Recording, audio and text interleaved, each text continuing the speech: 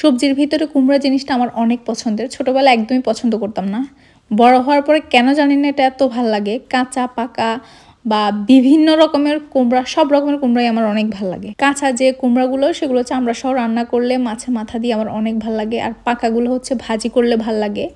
আবার আমার আম্মু অন্য একটা স্টাইলে করে, সেটা হচ্ছে পাকা কুমড়াকে একদম ম্যাশ করে ফেলে, সাথে শিমের বিচি ভেঙে দেয়, ওইটা অনেক মজা লাগে। কিন্তু ওইভাবে আমি রান্না করতে পারি না, আমি কিউব কিউব করে রান্না করি, আর সেটাই আপনাদের সাথে এখন শেয়ার করব।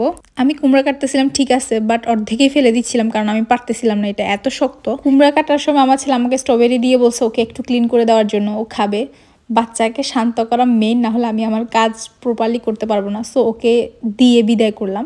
এরপরে আমি আবার কাটা শুরু করলাম। এটা দেশি কুমড়া না, আপনারা বুঝতে পারতেছেন, দেশি কুমড়ার মতো এটা এত মজা হয় না, তবুও চলে, কারণ এটার মিষ্টিটা অনেক কম থাকে, এটার সাথে একটু চিনি ইউজ করতে হয়। আর আমার কেন জানি না পাকা কুমড়া রান্না করলে সেখানে একটু মিষ্টি মিষ্টি লাগতে হবে, না হলে ভালো লাগে না। এটা মনে হয় আমি আমার আম্মুর থেকে শিখছি, কারণ আমার আম্মু যখনই দেশে কুমড়া রান্না করতো সবসময় কুমড়া একটু করে চিনি ইউজ করতো।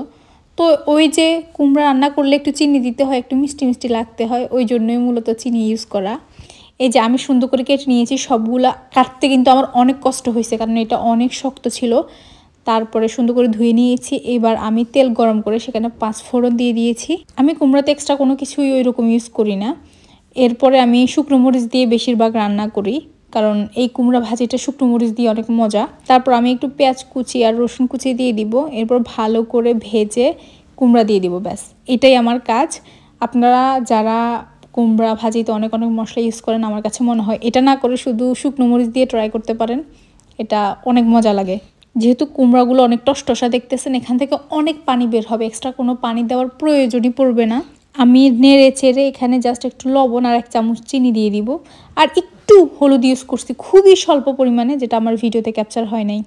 কী করতেছিলাম জানি না, অন্যমনস্ক ছিলাম হয়তো ভিডিও করতে করতে, ওই জন্য ক্যাপচার করা হয়নি। তারপর আমি ভালো করে নেড়ে চেড়ে আমি ঢাকা দিয়ে রাখবো, কারণ এটা থেকে যে পানি বের হবে ওইটাতেই কুমড়োগুলো সিদ্ধ হয়ে যাবে, আর এক্সট্রা কোনো পানি ইউজ করতে হবে না। আগুনটা কিন্তু খুবই লো হিটে দিয়েছি।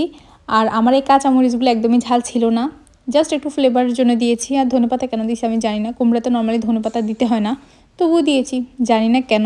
তারপরে এই যে দেখেন এটা অনেক সফট হয়ে গিয়েছে। আমি জাস্ট আরও কিছুক্ষণ কুক করব, যাতে পানিগুলো একদম প্রপারলি শুকিয়ে যায়। বেশি পানি পানি খেতেও ভাল লাগে না, দেখতেও ভাল লাগে না। এই যে দেখেন আমি কিন্তু আর এক্সট্রা কোনো রকমের মশলাপাতি ইউজ করি নাই।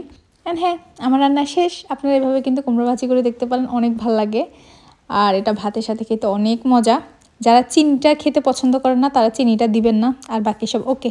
ভিডিওটা কেমন লাগছে জানাবেন। টাটা।